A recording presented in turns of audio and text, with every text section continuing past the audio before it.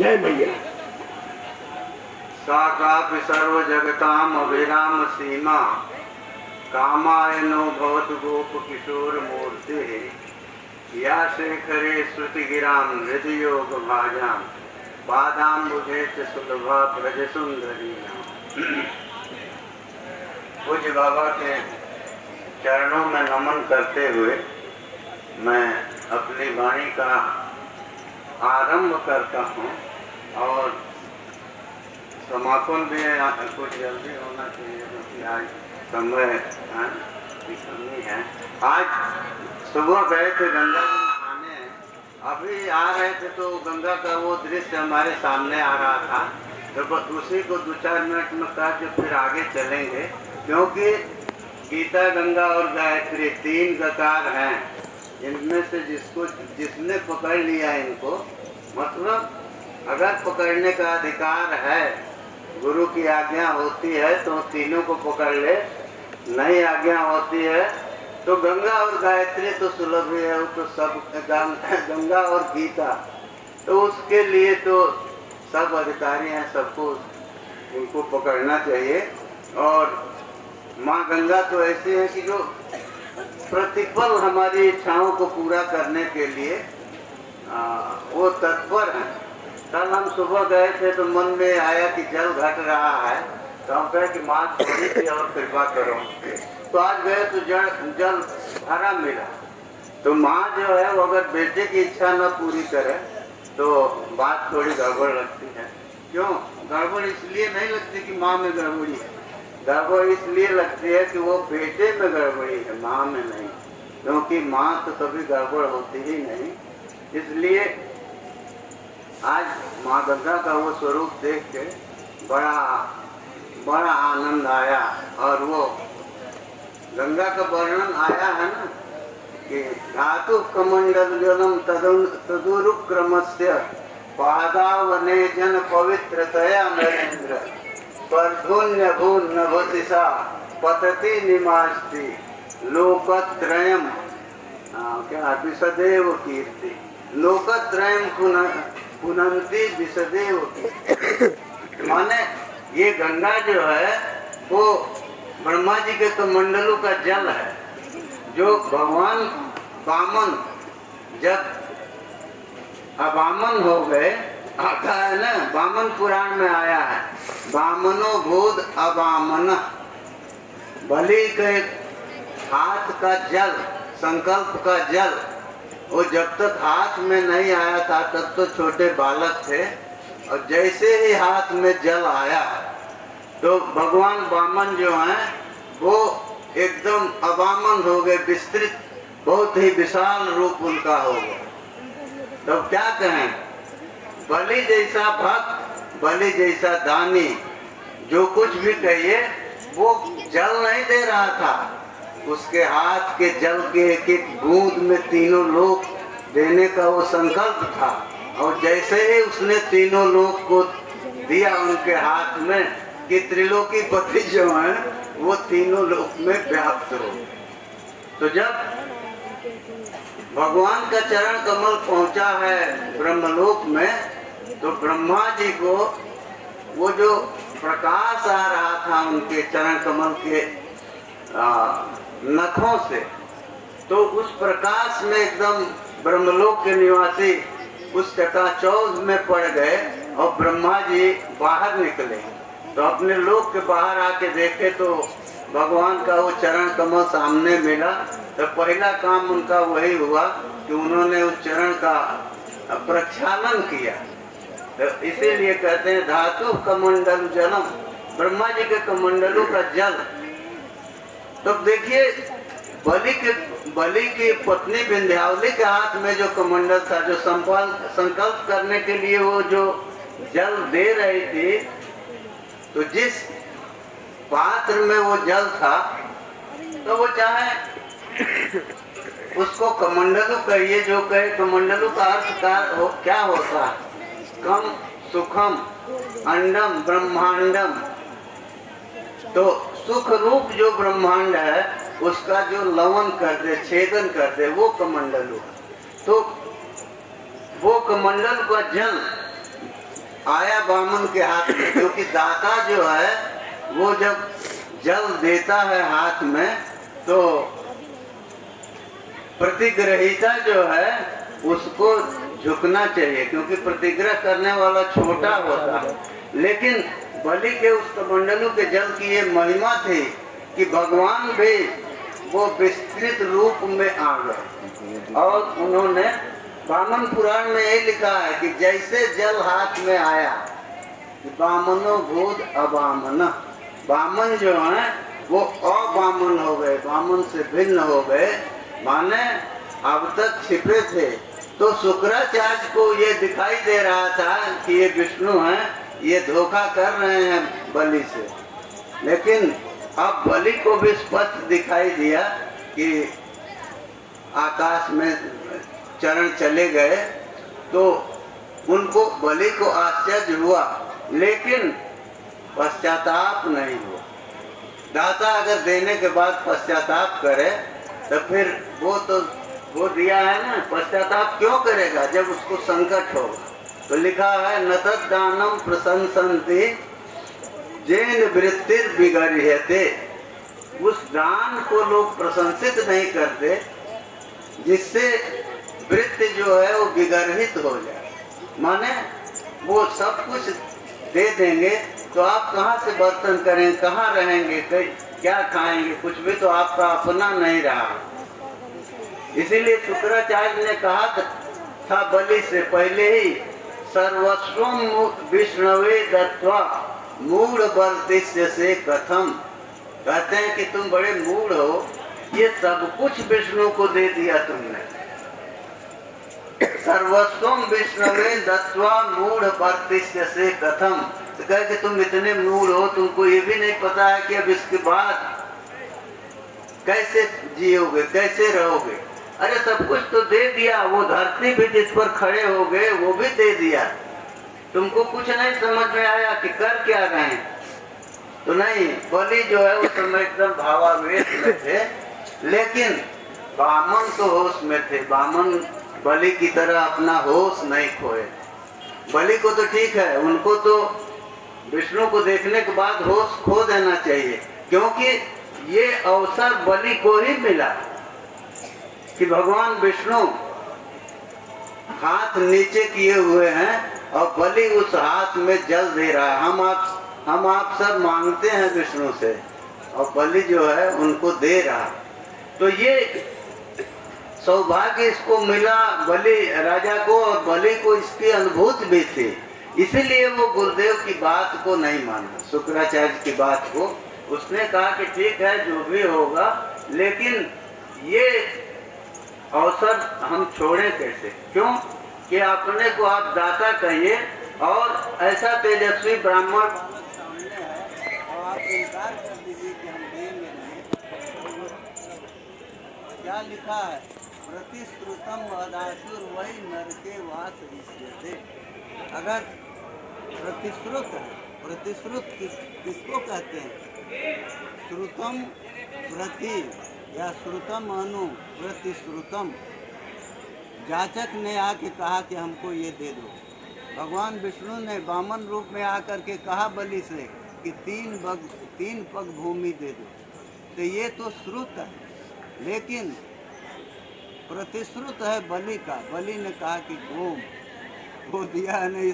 ओम माने स्वीकार है, यही शुक्राचार्य कहे भी हैं। विष्णुवे सर्वमोम कुर्वन्, कहे कि विष्णु को सामने देख के और तुमने ओम कह दिया, माने आप जो कह रहे हैं वो हमको स्वीकार। तब कहा कि तब कैसे बर्तन कैसे करोगे, कहाँ रहोगे, रहने के लिए पूरी धरती को भी तो दे दिया। खाने पीने की तो बात छोड़िए, अब तो तुम्हारे रहने के लिए भी जगह नहीं। तो भगवान विष्णु ने दाता के उस व्रत का को पूर्ण किया। उन्होंने उसको भेज दिया बलि को सुतल में, कहा कि चलो अब तो ये धरती जो सब प्राणियों के लिए आधार है, अब वहाँ वो तुम्हारे लिए नहीं रही, लेकिन तुम सुतल लोक को जाओ। और वहाँ कहा क्या है, सुतलम स्वर्ग भी काम्यम, कहा कि तुम जाओ। और सुतल लोक ऐसा है जहाँ वास, जहाँ जाना स्वर्ग के लोग भी चाहते हैं। स्वर्ग भी इस शब्द का प्रयोग किया, इन्हीं है तो माने नित्य स्वर्ग जिसको प्राप्त है, जितने ही समय के लिए हो। तो दोनों तरह के लोग स्वर्ग में रहते हैं। एक जो हम लोगों जैसे लोग जो कर्म करके और उस पुण्य के बल पर स्वर्ग जाते हैं, तो उनका अनियत स्वर्गवास होता है, हमेशा वो नहीं रहते। लेकिन जो देव लोग स्वर्ग में हैं, उनको जो वो प्राप्त है स्वर्ग, तो वो हम लोगों की तरह नहीं। उनका भी पुण्य खत्म होगा तो वो आएंगे, लेकिन हम लोगों से अधिक दिन तक वो रहते हैं। तब सोचिए स्वर्ग में जहाँ सब कुछ है, कल्प वृक्ष है, हमारी इच्छा हुई जो चाहे वो मिल गया। अब वहाँ के लोग भी सुतल लोक में क्या है जिसकी वो जाना चाहते हैं। इसका मतलब स्वर्ग से भी कुछ विशेष चीज है, स्वर्ग से भी ऐसी कोई चीज वहाँ है जो स्वर्ग में नहीं मिलती। सीधी बात है, क्योंकि हम आप हर आदमी चाहता है, उस चीज को चाहता है जो हमारे पास नहीं। तो स्वर्ग के लोग अगर सुतल लोक में जाना चाहते हैं तो उनकी इच्छा ही बता रही है कि कोई ऐसी चीज है जो उनको स्वर्ग में नहीं मिल रही। तो वो कहे कि ठीक है, तो नहीं, वो लोग कामना करते हैं। तो सुतल में क्या मिलता है, कहे दुश्मन का बात है, बलि तो बलि को वहाँ भेज दिए तो देवताओं के दुश्मन भी ये है ना। नहीं, बलि को भगवान का नित्य दर्शन मिल रहा है। तो स्वर्ग में देवताओं को भगवान का दर्शन नहीं मिलता, उसके लिए उनको वो दिया है ना, जगाम सत्रि नयना तीरम क्षीर पयो निधे। ब्रह्मा जी शंकर जी के साथ क्षीर समुद्र के किनारे गए हैं देवताओं को लेके। जब धरती अत्यंत दुखी होकर के गई हैं, उनसे अपनी व्यथा सुना रही हैं कि हमारे यहाँ ऐसे पापी लोग हो गए हैं जिनका बोझ हमसे सहन नहीं, तो बोझ सहन नहीं होता, क्या हो गया, माने हमारे आपका वजन जो है वो तो हमेशा रहेगा। मनुष्य रहेंगे, वो अच्छा काम करेंगे, बुरा काम करेंगे, लेकिन जब पापियों की संख्या अधिक हो गई तो उनका वजन तो उतरे है। उस पाप का वजन इतना बढ़ा कि धरती माता सहन नहीं कर पाई, और वो जाके ब्रह्मा जी से कहती हैं कि कोई उपाय सोचिए। तो वो शंकर जी को लेके और देवताओं के साथ और धरती के साथ भगवान विष्णु के पास जाते हैं। तो ये हम सुनाए इसलिए कि स्वर्ग के देवताओं को भगवान का दर्शन इतना सुलभ नहीं है, लेकिन सुतल में बलि के यहाँ भगवान जहाँ वो देखता था हर ओर दिखाई देते थे। उसको कहे है ना कि हमारा चक्र है स्वच्छासनातिगान दैत्यान चक्रों में सुदैष्यति। कहे कि देखो तुम स्वर्ग के राजा तो अभी नहीं होगे, लेकिन राज्य हमने लिया तुम्हारा, त्रैलोक्य का राज्य लिया, लेकिन तुम्हारी राजलक्ष्मी को नहीं लिया है। वो राजलक्ष्मी तुम्हारे पास रहेंगी, तो राजलक्ष्मी रहेंगी तो लक्ष्मीपति को तो रहना ही है। तो लक्ष्मीपति भगवान वहाँ रहते हैं, हमेशा बलि को दर्शन देते हैं। और तो भगवान रहेंगे तो सेवक सुदर्शन चक्र कहाँ जाएगा। तो कहे वो भी रहेगा, तो महाराज करेगा क्या। तो कहे कि तुम्हारी आज्ञा का जो लोग पालन नहीं करेंगे, जो लोग ये समझेंगे कि तुम अब राजा नहीं हो, तो उन लोगों को जो तुम्हारी आज्ञा का उल्लंघन कर रहे हैं, तुम्हारे अनुशासन का पालन नहीं कर रहे हैं, उनको हमारा चक्र जो है वो उनका संहार करेगा, उनको नियंत्रित करेगा, उनको उनकी अपनी सीमा याद दिलाएगा कि ये तुम्हारी सीमा है, यहाँ तक रहो। क्योंकि ये जरूरी है। राजा के पास अगर दंड न हो तो राजा किसी काम का नहीं। तो राजा के पास दंड तो होना चाहिए। और दंड का मतलब दंड कैसे दिया जाता है? बल से, माने शक्ति से। और शक्ति आती कहाँ से है? शक्ति कोशज दंडजा। शक्ति जो है दो तरह से आती है। एक कोश जन्य शक्ति है, माने धन चाहिए उसके पास, और दूसरा दंड चाहिए, सैन्य बल चाहिए, ऐसे लोग चाहिए जो उसकी आज्ञा का उल्लंघन करे, उनका समन करे। तो राजलक्ष्मी को नहीं लिया भगवान ने, तो राजलक्ष्मी चली गई बलि के साथ जब सुतल में, तो फिर लक्ष्मीपति भी गए वहाँ, और वहाँ रहे, और रहे तो साथ साथ चक्र भी रहे। और चक्र फिर करेंगे क्या, कुछ तो सेवा करेंगे।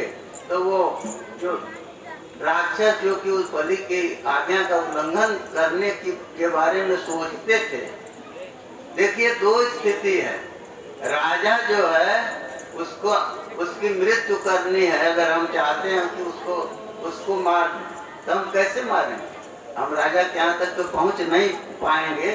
लेकिन चाणक्य ने कहा आज्ञा भंगो नरेंद्राणाम विप्राणाम अनादर।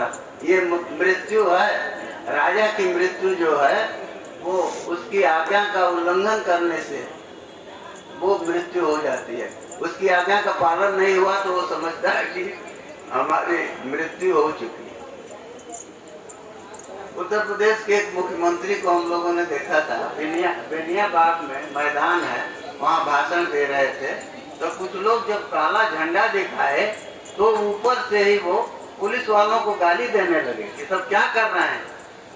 अब काला झंडा वहाँ 100 गज दूर दिखाया जा रहा है, तो झंडा क्या कर रहा है, एकदम उबल गए। उन्होंने कहा और गाली दे के कहा, और उसके बाद तो आप जानते हैं इसके बाद पुलिस क्या करेगी। हाँ, इतना दंडपात किया कि फिर झंडा तो का झंडे वाले भी वहाँ नहीं दिखाई।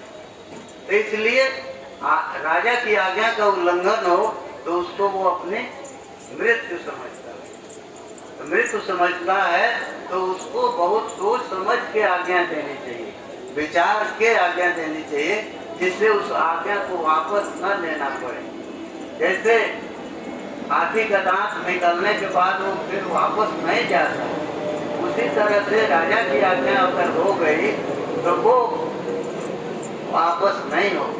तो भगवान बिंदु जी का यही वो था, कीर्तन करते थे, राजा राम राजा राम राजा राम राजा राम, और बड़े जोर से वो करते थे। तो भगवान राम के साथ ये विशेषण वो दिया करते थे, राजा राम राजा राम राजा राम राजा राम। ये उनका कीर्तन था। तो मतलब क्या, राम जो हैं योगियों को आनंद देते हैं, जो कि लोग उनके स्वरूप में प्रविष्ट होकर के, लिखा है ना, रमन्ते जोगिनो जस्मिन चिदानंदे सदात्मनि इति राम पदे नासो परम ब्रह्मा विधीयते। राम जो है पर ब्रह्म है, सुख रूप है, आनंद रूप है। तो उनमें मन जाएगा तो आनंद हमको भी प्राप्त होगा, क्योंकि अग्नि जो है, अग्नि के साथ जितना सानिध्य होगा, अग्नि के जितने निकट हम जाएंगे उतने ही गर्मी हमको मिलेगी, माने उतनी ही ठंडक हमारी दूर होगी। तो हम शैत्य से पीड़ित हैं तो हमको सुख मिलेगा। तो मतलब जैसे अग्नि का जितना सन्निधान होगा उतना ही हमको उष्णता मिलेगी। उसी तरह से भगवान का सुख रूप है, तो जितना उनका सन्निधान हम मन से करेंगे, जितना उनके नजदीक जाएंगे उतना ही सुख हमको प्राप्त होगा। वो अनिवार्य सुख है, उसका कोई निवारण नहीं कर सकता। कोई चाहे तो वो कर किसी के बस का नहीं है। क्यों? वो सर्वसमर्थ हैं और सर्वशक्ति संपन्न है। तो फिर उनका सानिध्य जो है, उनके सानिध्य से अगर सुख हमको मिल रहा है तो कैसे मिलेगा? इसका मतलब उनकी इच्छा है, नहीं तो कैसे मिलेगा? अग्निदेव के सानिध्य में हमको सुख उष्णता मिलती है, लेकिन अगर बीच में कोई व्यवधान हो तो उष्णता नहीं मिलेगी। दूसरी तरह से भगवान के सानिध्य की हम कल्पना करें, कल्पना माने सानिध्य को कल्पित करें, उनके पास हम निरंतर बनने का प्रयास करें। अरे उपासना में होता क्या है? उप समीप में आसन, नजदीक पहुंचने का प्रयास है, वही उपासना है। वो चाहे जिस रूप में हो, चाहे हम सखा बन के जाएं, चाहे गोपी बन के जाएं, और चाहे गोप बने या गौ बन जाए।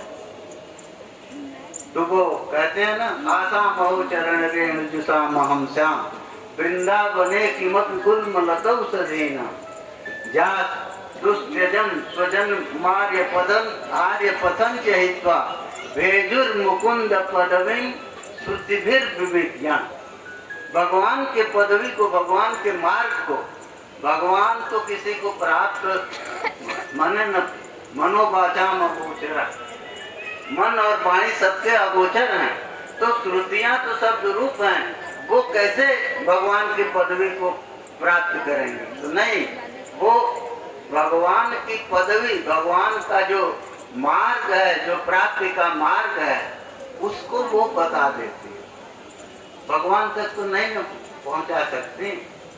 तो इसलिए हमको अपना प्रयास करके, हाँ, गंगा को हमने बताया कि सुबह गए तो ये भावना आई थी, तो होता क्या? 3 स्थितियां तो हमको, आपको सबको समझ में आती हैं। तो वो गंगा जी नहीं, गंगा का दृष्टांत इसलिए दे रहे हैं कि भगवान के चरण कमल के अंगुष्ठ, चरण कमल में जो अंगुष्ठ है, उससे गंगा का नित्य सन्निधान है, मिली हुई है। इसके बाद भी उनका प्रवाह जो है वो कम होता जाता। तो एक कवि ने कहा, सिरा सार्वम स्वर्गात् पतति, स्वर्ग से वो आती हैं भगवान शंकर के सिर पर। दशहरा स्वर्ग सार्वम, सर्व के सिर को वो प्राप्त करते हैं, और पतत शिरसोपित धर्म, और उनके सिर से वो हिमालय पर आते हैं। और महिद्रा दुत्तुंगा अवनिम, और उस ऊंचे पहाड़ से वो धरती पर आ जाते हैं। धरती नहीं कहा, अवनी कहा। अवनी माने जो रक्षक है, रक्षा करने वाले। तो गंगा के पतन को उसने रोकने का प्रयास किया, स्वर्ग से गिरी। ये कहे तो विष्णुलोक, ब्रह्मलोक से आई, तो स्वर्ग वो दिया है कि स्वर्ग के 5 भूमियां हैं, 5 तल हैं। जैसे हम लोग मकान बनाते हैं ना, कोई 2 तल का, कोई 3 तल का, कोई 4 तल का, तो इसे ही स्वर्ग जो है वो पंचभूमिक है। तो स्वर्ग से वो आई भगवान शंकर के सिर पर, तो ब्रह्मलोक भी वो स्वर्ग का ही एक हिस्सा है। 5 को मिला के स्वर्ग शब्द से व्यवहार होता है। तो भगवान शंकर के सिर पर आए और वहां से हिमालय पर चली। तो महिद्रा दुत्तुंगा, बहुत ऊंचा पहाड़ है हिमालय, तो उससे फिर वो अवनी पर आए, धरती पर आए। अवनी माने जो रक्षिका है। तो उसने गंगा को, अगर वो अपने उसी वेग से जाते हैं, हिमालय ने वेग को कम किया, तो वहीं सीधे चली जाती नीचे, तो सारा खेल खत्म हो जाता। भगीरथ को ले जाना था अपने पितरों का उद्धार करने के लिए, तो उनकी सारी योजना खत्म हो जाती। इसलिए हिमालय ने उनके वेग को थोड़ा कम किया, फिर वो अवनी पर आई। तो अवनी का काम है रक्षण करना, तो अवनी जो है उस वेग को उसने सहन किया, इसलिए कि भगवान के संकल्प से धरती तब तक रहेगी जब तक हमारे आपके जैसे जीव भोक्ता के रूप में अनंत जन्मों तक आते रहेंगे और कर्म करते रहेंगे, जिसका नाम होता है सृष्टि काल। ये सृष्टि का काल है। तो उतने समय तक भगवान अपनी संकल्प शक्ति से या अपने उसको कहिए धारणा शक्ति से, वो दिया है ना गीता में कि काम आविष्ट भूतानि धारयाम्यहम् ओजसा, मैं अपनी शक्ति से पृथ्वी में प्रवेश करके और अपने ओज से, शक्ति से इसको धारण करते। तो ये नहीं बोलना चाहिए। गो शब्द का अर्थ वाणी भी है, जो वाणी में भी प्रवेश करके और वही वाणी को भी धारित करते हैं। इसलिए जो उपासक हैं, जो निरंतर भगवान का चिंतन करते हैं, उनकी वाणी जल्दी नहीं। यही तो कहा प्रहलाद ने, जो उनका प्रविष्ट ममवाच इमाम प्रसुप्ता संजीवयत अखिल शक्तिधर स्वधामना। अखिल शक्तिधर हैं, संपूर्ण शक्तियों को धारण करते हैं। तो वाणी को प्रवर्तित करने वाली जो शक्ति है वो भी उन्हीं के पास है। तो कहे कि वो हमारे अंतःकरण में प्रवेश करके और अखिल शक्तिधर हैं, तो उन्होंने वो हमारी वाणी की जो प्रसुप्त है उसको जागृत कर दें, क्योंकि वो स्तुति करना चाहते थे भगवान।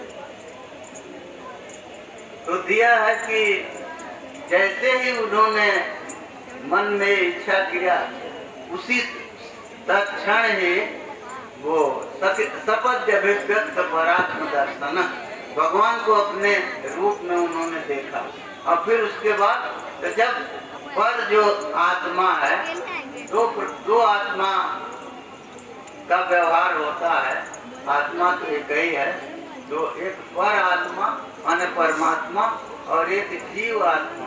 तो माने प्राण का जब संबंध जैसे हुआ आत्मा से, तो वो जीव प्राण धारणे धातु है। माने जब वो प्राण धारण करता है, अखिल शक्तिधर तो वो है, तो जब प्राण को धारित कर लेता है, हमेशा के लिए नहीं धारित करता। इस शरीर में प्राण को एक नियत काल के लिए भगवान रखते हैं, उसी का नाम आयु हो जाता। तो वो भगवान की का संकल्प है, तो उतने समय तक प्राण वहां रहेगा।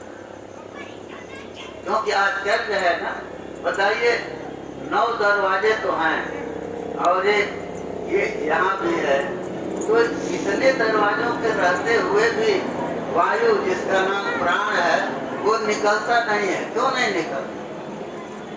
इसीलिए जो भगवान की संकल्प शक्ति है, वो प्राण को उतने समय तक उतने के भीतर ही रखते हैं।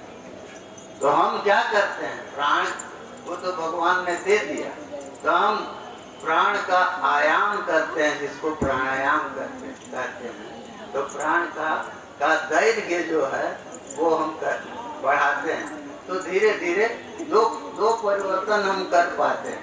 एक तो उसकी गति में परिवर्तन, उसकी दिशा जिस रूप में वो चल रहा है, तो वो माने यहाँ से भीतर जाता, फिर यहाँ से बाहर में निकलता।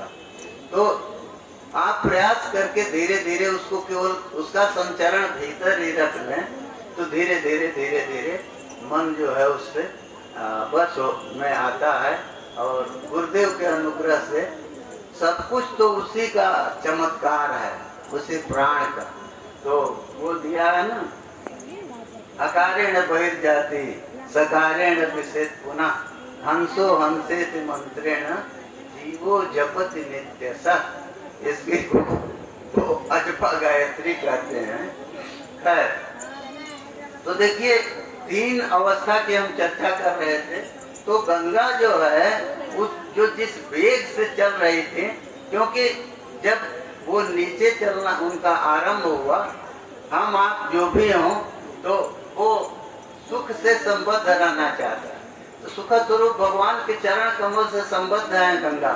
तो वहां से चलने कुछ उनको आशा मिल हुई, कुछ संतोष हुआ कि चलिए भगवान शंकर के सिर का संबंध मिल। तो वहां तक तो ठीक था। अब उसके बाद आना तो था धरती पर, तो उसके बाद कठोर हिमालय जो है उसकी प्राप्ति उनको हो। तो वहां तो अब उनका वो वेग जो है वो और बढ़ा है, क्योंकि इच्छा के अनुरूप आश्रय नहीं मिला। भगवान के चरण कमल को छोड़ के आ रहे हैं, तो भगवान शंकर का सिर मिला। तो कुछ उनको शंकर हैं, वो सम सुखम करो, तो सुख तो वो करते हैं। तो सबके लिए सुखकारी हैं। गंगा को भी सुख मिला उनके संपर्क से, उनके सिर के स्पर्श से। लेकिन भगीरथ को तो लाना था वहां। गंगा ने कहा था कि चलो चलते हैं, तो ले जाना था उनको अपने पितरों के उद्धार के लिए। तो हिमालय में रहने से तो नहीं होता, भगवान शंकर की जटा में रहने से भी नहीं होता। तो वहां चक्कर लगा के घूमते घूमते कुछ देर उनको आनंद मिला और वहां घूमती रही। लेकिन फिर तो आना था, क्योंकि हिमालय से आके नीचे उतर के फिर जाना था भगीरथ के पितरों का उद्धार करने के लिए। तो हिमालय पर आई और हिमालय से उतर के और फिर नीचे चली। तो अत्यंत अवसाद उनको नहीं मिला, इसलिए कि दोनों संपर्क बने हुए थे। भगवान विष्णु का चरण और भगवान शंकर का सिर, ये दोनों से संपर्क तो था गंगा का, और उसके बाद वो नीचे की ओर आती। तो लेकिन गंगा जैसा जो पवित्र, उसको स्वामी जी कहा करते थे ब्रह्म द्रव, माने ब्रह्म ही द्रवीभूत होकर जल रूप में आ गया। गंगा का ये महत्व है। तो गणपति जी महाराज वो शुरू में उनका व्याख्यान सुना करते थे हम लोग, तो वही ब्रह्म द्रव कहते थे कि ये ब्रह्म ही द्रवीभूत होके आया हुआ। तो ब्रह्म द्रवीभूत होके आया है, तो करुणा जब वो करेगा तो द्रवीभूत तो होना ही है।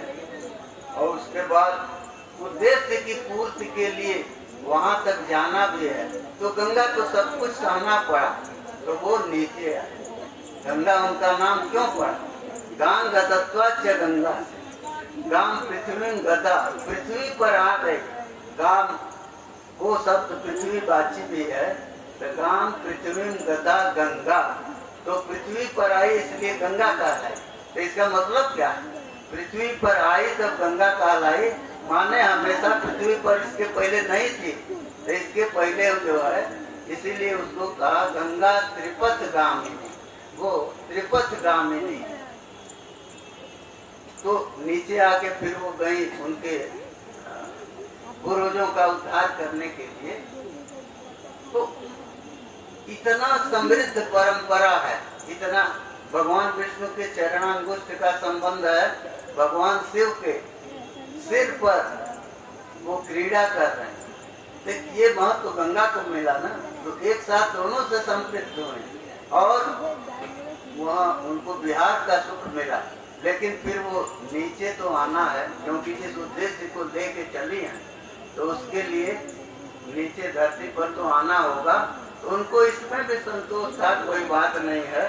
धरती पर तो अवतार लेके भगवान भी आते हैं, तो वो आते हैं तो उनका भी धरती से, और धरती के जो सुपुण्य और दुष्पुण्य लोग हैं, सुपुण्य माने जो अच्छा पुण्य करने वाले हैं, उनसे भी संपर्क होता है गंगा का, भगवान का भी होता है। यहाँ आने पर धरती पर जब आप आइएगा तो खाली बसंत की माने मधुर ठंड और अत्यंत उष्णता, इन दोनों से ही भेंट थोड़े होगी। ग्रीष्म के तीव्र ताप से भी फर्क पड़ेगा, और शरद के बाद हेमंत, हेमंत के बाद शिशिर, शिशिर ऋतु के कड़ाके की सर्दी को भी आपको झेलना पड़ेगा। तो लेकिन सबके बावजूद आपका उद्देश्य अगर कहीं है, देखिए ठंड तो लगती है, लेकिन आप अनुभव करिए रात को भी उठ और मन को शरीर से बाहर ले जाने का प्रयास करिए। शरीर से बाहर माने सिर के ऊपरी भाग में जहाँ तक ले जाना चाहते हैं, सोचना ही तो है, सोचिए। लेकिन होता क्या, आप उसको ऊपर ले जाइए और वो एक दो क्षण रह के गिर जाए, नीचे आ जाए। तो क्या मतलब है? कल्पना में भी हम मन को उस ऊंचाई पर नहीं ले जा सकते, तो फिर यथार्थ में कहां से ले जाए? तो मन में जो दुर्भावना है, वो धरती के संपर्क के साथ ही आती है। ये गए नहीं, मन में तो सब अनंत जन्मों के संस्कार पड़े हुए हैं, तो अच्छे संस्कार भी हैं, बुरे संस्कार भी हैं, वो हैं। लेकिन अभिव्यक्त तो तभी होंगे जब जिस शरीर का स्पर्श होगा उस तरह के संस्कार उदित हो जाएंगे उसमें। मन में तो अनंत जन्मों के अनंत जोनियों में हम लोग घूमे हुए हैं, तो सभी संस्कार पड़े हुए हैं। लेकिन हाथी के शरीर में जब वही सूक्ष्म शरीर जाता है, सूक्ष्म शरीर कहते हैं, सूक्ष्म शरीर, स्थूल शरीर, ये स्थूल शरीर, सूक्ष्म शरीर है जो जिसमें 17 अवयव, मतभेद से कुछ कम भी किया है, लेकिन अब मान लीजिए वो दिया है ना कि सूक्ष्मांगम भोग साधनम, तो भोग का साधन वो सूक्ष्म शरीर। क्यों? ये शरीर नहीं रहेगा तो भोग कहाँ से होगा? तो नहीं होगा। लेकिन भोग तो स्वप्न में भी होता है, हमको भय और सब की अनुभूति होती है स्वप्न में भी, तो उस समय ये शरीर कहाँ काम करता है? तो सूक्ष्म शरीर जब भोगासक्त होता है तो इस स्थूल शरीर में भी क्रिया आ जाती है। तो ये, लेकिन अच्छाई इतनी है कि ये सभी शरीर, शरीर मन शरीर शब्द का अर्थ है कि जो नष्ट हो जाएगा उसी का नाम है शरीर। तो नष्ट हो जाएगा, तो ये परमात्मा ने इस नष्ट होने वाले को क्यों दिया? अरे जैसे भगवान कहे सामर्थ्य थी, अचल करऊं तन राखऊं प्राण, अब बाल ने कहा सुन कृपा निधान। बाल ने कहा कि महाराज कर क्या रहे हो आप कृपा निधान हो, तो कृपा करो, ये कर क्या रहे हो आप? मतलब अरे इस शरीर को अचल कर दोगे आप और वो प्राण हमारे रह जाएंगे, मिलेगा क्या? तो जो अभी जो सुख हमको मिल रहा है, सामने आप हैं, इसमें हम शरीर छोड़ेंगे तो इससे और अच्छा अवसर अब नहीं मिलेगा। माने आप प्राण को अचल कर दें, इससे निकलेगा नहीं। तो क्या करेंगे? मनुष्य लोग का जो नियम है कि यहाँ के लोगों को सबको जाना है, क्या उस नियम को खत्म कर दें? क्या कि नहीं? तन को अचल कर देते हैं, अचल करो तन, तो कहे कि अगर तो और बड़ी बीमारी दे दोगे आप, तन को अचल कर दोगे और उसमें प्राण को रख दो, तो फिर होगा क्या? काम तो कुछ बनेगा नहीं, गाड़ी वहीं की वहीं रुकी रह जाएगी। तो कहा महाराज कृपा करते हो, कृपा करो, तो कृपा क्या होगी? हमारा ये शरीर छूट जाए और हमको अपना प्राप्तव्य मिल जाए, गंतव्य मिल जाए, गाड़ी की यात्रा भी न करनी पड़े और हम अपने लक्ष्य पर दिल्ली पहुंच भी जाएं, तब इससे बढ़िया क्या? तो वही कहा हो कि आप कृपा करो, आप कृपा के निधान हो। तो इसीलिए हर परिस्थिति में भगवत कृपा के बिना कुछ होना नहीं है। तो गंगा केवल इस आशा से चलती रही। आज तरंगों को देख रहे थे तो हमारे मन में यही आ रहा था कि इतना उत्साह है, जल बढ़ा हुआ है और गंगा की लहरें जो हैं वो ऊपर उठ रही हैं। तो देखिए उल्लास में ये सब कुछ होता। अभी 1 महीने बाद देखिए तो पता नहीं चलेगा कि चल रही है कि रुकी हुई। वही गंगा है, वही जल है, लेकिन ये समय का खेल है। इसीलिए हमको भी जो समय मिला है और जो अवसर भगवान ने दिया, भगवान अवसर देते हैं। क्या भगवान तो अवसर देती है, मनुष्य शरीर दे दिया और क्या देंगे? नहीं, अरे खाली शरीर से नहीं होगा, मन की वो गति दें जो उनकी ओर जा, जो उनको छोड़ के दूसरी ओर न झुके। अगर वो रुक रुक के वो गति मिलती है, अभी मिली 5 मिनट के लिए, 2 मिनट के लिए, अब फिर वो चली गई विषय की ओर, तो उससे क्या हो? इसीलिए निरंतर वो गति मिले, तो वो उनकी कृपा के बिना नहीं होगा। बस बाबा का एक वाक्य अब सुनाएंगे और वहीं सोच रहे हैं कि विराम लेने, क्योंकि मानस धुरंधर जी बैठे हुए हैं। तो धुर कहते हैं वो, आप जानते हैं कि चक्र में भीतर जो धुरा रहता है तो वो धुर है, वही धुर है। तो मानस के धुर को, उस धुरा को ये धारण करते हैं। तो इसलिए मानस धुरंधर। हम लोग तो बचपन में पढ़ा करते थे मानस, उसके बाद तो नहीं याद है कि कब पढ़े। कुछ दिन डॉक्टर साहब से सुने, लेकिन आने पाए थे, लेकिन अब वो भी नहीं है। अब तो केवल मानस की चौपाई जो है, कभी कभी कोई जो आ जाती है मन में, तो उसको देखते हैं, सिरहाने मानस रखते हैं अपने सिर की ओर। और पहले भागवत रखा करते थे, अब इस समय मानस को रखते हैं। तो मतलब ये सुनाने का क्या हुआ, आपको समझ में आया? मानस जो है वो कुछ कुछ अंशों में, कहीं कहीं मानसकार ऐसी बातें लिखते हैं जो हो सकता है अन्यत्र हो, लेकिन हमको अपने जीवन में नहीं मिले। इसीलिए वो कहते हैं नाना पुराण निकमागम सम्मतम जब रामायणे निगदितम क्वचितम नेत्रोपि। तो ये तुलसीदास जी का तो बहुत बड़ा उपकार है। बाबा ने कहा था हमसे कि आदेश एक साथ दो मिले थे। आदेश तो एक ही था, एक प्रेरणा थी, पर वो प्ररोचना थी। वो अमूल से कहे थे, यहाँ से प्रसाद भेजे थे काशी, और कहे कि लेके जाओ। और उनको ऐसे तो सीधे बोलते नहीं थे, काशी जाओगे? तो कहे कि हाँ। तो कहे कि जाओ उनका दर्शन करना, और उसके बाद कहे कि ये प्रसाद दे देना। अब फिर तो अमूल पूछे कि और कुछ कहना है? तो कहे हाँ, कहना कि संध्या कभी न छोड़ें और इस जगह का आचार्य बने। ये जो हो रहा है, ये हमारा आदेश है। एक बात कहे कि जब अवसर मिले भगवान का, भगवान का स्मरण करें, ध्यान करें। अब इस बात का अर्थ, इस वाक्य का अर्थ हमको सही ढंग से नहीं समझ में। तो बहुत दिन तक मनन करते करते हम बाबा की बातों को छोड़ते नहीं थे। आज भी सोचते रहते हैं कि क्यों कहे। तो हम सोचे कि भगवान ये कहे कि जब अवसर मिले तब भगवान का स्मरण। तो अवसर की यहाँ कौन कभी है? फावड़ा कभी चलाना नहीं पड़ा जीवन में, और कभी नौकरी तो किए, लेकिन पराधीन है ये अनुभूति, इस अनुभूति का अवसर नहीं है। बाबा ने इतनी कृपा तो किया,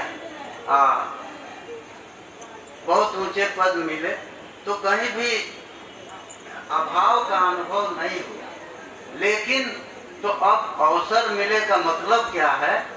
तो हम ये समझे कि वो कह रहे हैं, देखिए भगवान की उपासना या भगवान का ध्यान, भगवान का स्मरण हमारे आपके हाथ में नहीं है कि जब चाहे तब दही में थोड़ा दूध डाल दिए, थोड़ा चीनी मलाई सब डाल के मत दिए, लस्सी तैयार हो गई। ऐसा नहीं है, ये अपने हाथ में नहीं है। मन होता क्या? मन तो हमेशा विषयों की ओर है। तो विषयों की ओर रहेगा तो होगा क्या? ताप होगा, जलता रहेगा। तो ये कहे कि विषयों से तो सुख मिलता है, विषय को तो सुख कहा है। अरे तो जो वो दिया है ना कि जिसका संपर्क विषय का संपर्क करता क्या है, उस समय भी आपको दुखी करता है, उसके बाद भी आप, उसकी स्मृति आपको दुखी करती है। बाद में उसके बाद आप सोचते रहेंगे उसी के बारे में। तो भगवान कृष्ण ने अर्जुन से कहा कि देखो, रजोगुण जो है, जो कर्म में प्रवृत्त कराता है, उसका दो कारण है मुख्य। रजो रागात्मकम विद्धि तृष्णा संग समुद्भवम। तृष्णा और आसक्ति, ये दो जो है उसको कर्म में प्रवृत्त कराते हैं। रजोगुण प्रवृत्त कराता है, तो कहे सत्वम सुखे संजयति, सत्व सुख में लगाता है। रज कर्म भारत, और कहे कि रज जो है वो कर्म में प्रवृत्त कराता है। लेकिन साथ में भारत संबोधन दे दी, कहे भायाम रथ सन कर्माणि कुर, ज्ञान विवेक को रखते हुए कर्म को करो। ये नहीं कि विवेक को भूल जाओ और कर्म में आसक्त हो जाओ, ऐसा मत। तो इस साथ ही बोल गए रज कर्मणि भारत। कहे कि रजोगुण प्रवृत्त कैसे कराता है, तो दो चीज कहे कि देखो, एक तो तृष्णा। तृष्णा माने जो विषय हमको प्राप्त नहीं है उसकी ओर मन जाता है। तो जो अप्राप्त विषय हैं उनकी ओर जो हमारा मन जाता है, उधर जो हमारा राग है, इसी का नाम है तृष्णा। क्योंकि संस्कृत में तृषा जो है पिपासा को कहते हैं। तो पिपासा जो है वो जल के लिए है, जल जब मिल जाएगा तो शांत हो जाएगी। इसलिए जो अप्राप्त विषय हैं उनके लिए जो मन का राग है, उधर जो हमारे मन की तेजी है, मन सोचता है कि हम इसको पा लें, तो इसका नाम है तृष्णा। और आसंग आसक्ति कहाँ आ गई, तो वो आती है विषय का जब आप भोग कर लेंगे तो जो विषय अच्छा लगेगा, अब आप क्या मालपुआ खाए, बहुत अच्छा लगा, तो चलते समय मलकिन से कह देंगे कि ठीक है फिर कभी खाएंगे। तो वो हमारी तृष्णा आसक्ति को बता रहा है। तो जो प्राप्त विषय हैं उनमें जो आकर्षण फिर हो रहा है, ये है आसक्ति। तो दोनों ये भगवान शंकराचार्य का व्याख्यान है, हम नहीं बोल रहे। तो जब विषय से संबंध दोनों चीजों को उन्होंने बताया, तो यदि विषय प्राप्त नहीं है तो उसको भी प्राप्त करने के लिए तो कर्म करना होगा, प्रयास करना है। और जब विषय जो प्राप्त हो गया तो विषय प्राप्ति के बाद होता क्या है, दो तरह के विचार मन में आते हैं। तो एक को शास्त्र में लोग वो उपाधिकता कहते हैं और एक को जिहासा कहते हैं। जिहासा माने छोड़ने की इच्छा। खाए तो उसके बाद किसी तरह से उसको नीचे उतारे और उसके बाद भाई इसको हटाओ, तो ये जिहासा है। और उपाधिकता है उसको फिर से लेने की इच्छा, उपादान की ग्रहण की इच्छा। तो ये दोनों ही अनुभव के बाद ही आते। तो जब विषय तृष्णा ने प्रवृत्त कराया, कर्म में हम विषय को पा लिए, तो विषय पाने के बाद अगर बहुत अच्छा लगा तो उसमें आसक्ति हमारी हुई और फिर हम उसको पुनः पाने के लिए फिर कर्म करते। इसी को कहा है कुरुते कर्म भोगाय कर्म कर्तुं च भुंजते नद्यां कीटा इवा वर्ताद आवर्तांतर मासुते। नदी में पड़ा हुआ कीट जैसे एक भ्रमी में पड़ा आवर्त में, तो उसमें पड़ा है तो आवर्त से अपने निकल नहीं सकता। आपने देखा, किसी ने देखा डंडे के सहारे से या जैसे भी हो उसको उस आवर्त से उसको बाहर कर, तो बाहर कर दिया तो बगल में दूसरा आवर्त है वो उसमें चला गया, तो आप कब तक उसको निकालते रहेंगे। इसलिए मनुष्य तो थक जाएगा ना, वो उपेक्षा भी करेगा, अरे अब हम क्या करें, अब इसके जो सृष्टा है भगवान वो जाने, जिसकी खेती है वही न देखता है। हम आप बहुत दयालु बनेंगे तो किसी के खेत में गाय पड़ी है तो दूर से चिल्ला देंगे, नहीं उसको बोल देंगे, बस हो गया, हमारी दयालुता वहीं खत्म। अब खेत वाला वो नहीं छोड़ेगा, वो तो दौड़ेगा, जहाँ सुनेगा वहीं से दौड़ के जाएगा और गाय को बाहर निकालेगा। तो ये खेती जो है उसी परमात्मा की है, तो इसकी चिंता उसी को है, वही सर्जन करता है, पालन करता है, वही संहार भी करता है। तो ये उन्मत्त नहीं है, पागल नहीं है, वो सृष्टि भी करता है, हमारे अदृष्ट के सहारे पालन भी करता है, और उसमें जब अवसर आता है तो संहार भी करता है। तो देखिए होता तो हमेशा रहता है, सृष्टि काल में ही सृष्टि, पालन और संहार तीनों चलते रहते हैं एक साथ। ये एक किसी भी चीज को देखिए आपको समझ में आएगा, लेकिन कोई एक प्रधान काल होता है जिसमें सृष्टि बहुत हो रही है तो उसको सृष्टि काल कर देंगे, और जब सामूहिक प्रलय हुआ, सृष्टि का विराम हुआ, तो वो प्रलय कहलाता है। लेकिन तो ये कौन करेगा?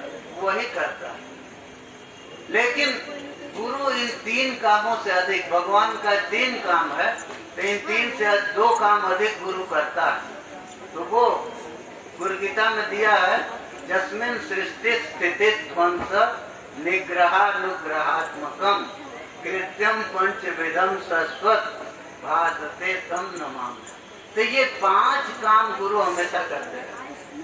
सृष्टि स्थिति पालन, स्थिति ही पालन है, तो सृष्टि स्थिति संहार और निग्रह और अनुग्रह। तो वो अपने शिष्य को जब देखता है कि ये रास्ता छोड़ रहा है तो उसका निग्रह करे, और तो निग्रह कर देगा तो खाली निग्रह से क्या होगा, तो अनुग्रह करता है, बताता है ऐसे चलो। तो कैसे बताता है? तो वो प्रेरणा देता है, क्योंकि गुरु तो बुद्धि रूप ही है ना। तो वो आपके मन में वो चीजें लाएंगे, ऐसा करो ऐसा करो। आप विश्वास नहीं करेंगे, हम एक बार घर से पैदल गए विंध्याचल, बरसात का दिन, हमको वो भूलता नहीं कि ऐसी जगह को मान लीजिए चौराहे पर पहुंच गए, अब पानी है, हमको तो पता नहीं है कि कौन दिशा सही है जिसमें हम चुनार घाट की ओर जाएंगे। तो मना पूतम समाचरित जब करते चले जा रहे थे, आदमी कोई नहीं है जिससे पूछ सके, तो मन में जो आ जाता था कि यही पकड़े, वो सही रास्ता निकलता था। सही इसलिए मालूम पड़ा कि हम वैसे ही चलते चलते चुनार पहुंचे, तो सही रास्ता मिला तभी न पहुंचे। तो इसीलिए वो गुरु करता रहता है, वो उसका काम है। तो अब सबके काम के बारे में हम ही सोचने लगे, ये हमारी कमी है। हम समझते हैं कि ये सबसे बड़ी कमी है। अरे जिस चीज से हमको मतलब नहीं है, जो हम कर नहीं सकते, उसके बारे में सोच के अपना समय क्यों बर्बाद करें? लेकिन नहीं, हम करेंगे इसको, क्योंकि हमको और कुछ तो करना नहीं है, हमको और कुछ नहीं करना। ईश्वर कैसे करता है, कैसे देखता है? अरे अब तक देखता चला है, तो तुम क्या देखोगे, क्या सोचोगे? तुम्हारे बस का कुछ है? तो जो तुमको सोचना है वो नहीं सोचोगे, अव्यर्थ का काम। अरे दूसरे के काम के बारे में सोचना ही मूर्खता ही ना है। बलराम जी ने यही कहा उनसे, ये गए थे युधिष्ठिर के राजसूय का संदेश लेकर के, तो बलराम जी ने यही सभा में कहा कि त्यजताम पांडव स्वर्गम, कई पांडव जो युधिष्ठिर हैं वो यज्ञ करें, अवतीन्द्र तपत्विना, इंद्र जो है उनका काम है रक्षा करना त्रिलोकी की, वो रक्षा करें। सूर्य का काम तपना है, वो तपे। लेकिन हम क्या करें? तो कहें वयम नामो सदा, हम लोग शत्रुओं का वध करेंगे, क्योंकि भूभार के को दूर करने के लिए हम आए हैं। तो हमारा काम यही है कि जो उत्पत्तिगामी राजा हैं उनको हम उनका अंत करें। तो वयम नामो द्विसदा सर्वस्वार्थम समीयते, कहे ये नियम है। हर प्राणी अपने अर्थ की, अपने प्रयोजन की चिंता करता है कि हमारा काम कैसे बने। सब कुछ होता रहेगा। अब यहाँ हम चप्पल चुराने आए हैं तो हमारा ध्यान तो उधर रहेगा, इधर भी देख लेंगे, लेकिन मुख्य रूप से उधर देखेंगे कि कौन चप्पल बढ़िया है और इसको उतार के वो आदमी कहाँ बैठा है, और जहाँ हिसाब बना तो हम उसको लेके चल देंगे। तो माने सर्वस्वार्थम समझते, हर प्राणी अपने स्वार्थ की, अपने प्रयोजन की सिद्धि चाहता है। अब वो प्रयोजन अच्छा है बुरा है, उससे कल्याण होगा अकल्याण होगा, इससे मतलब तो है नहीं। तो बलराम जी ने यही कहा।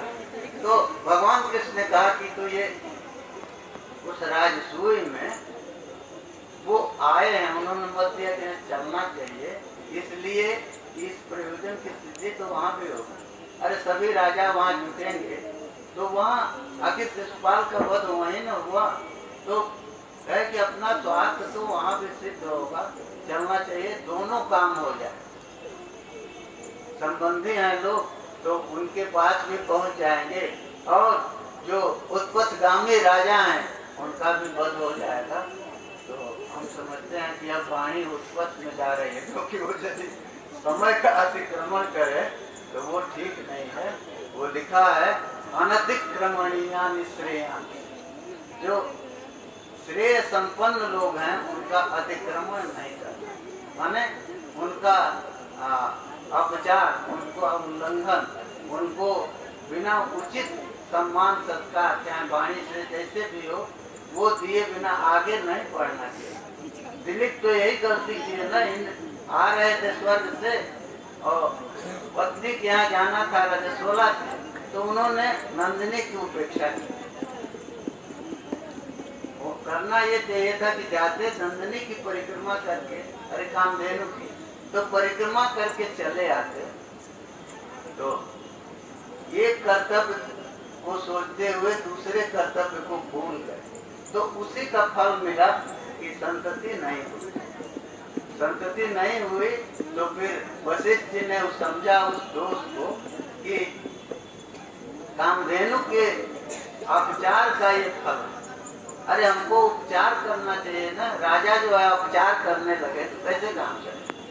उपचार माने दवा है, उपचार केंद्र तो आप जानते हैं, वैद्य जो है उपचार करता है रोगी का, तो माने सभी में चरण करता है।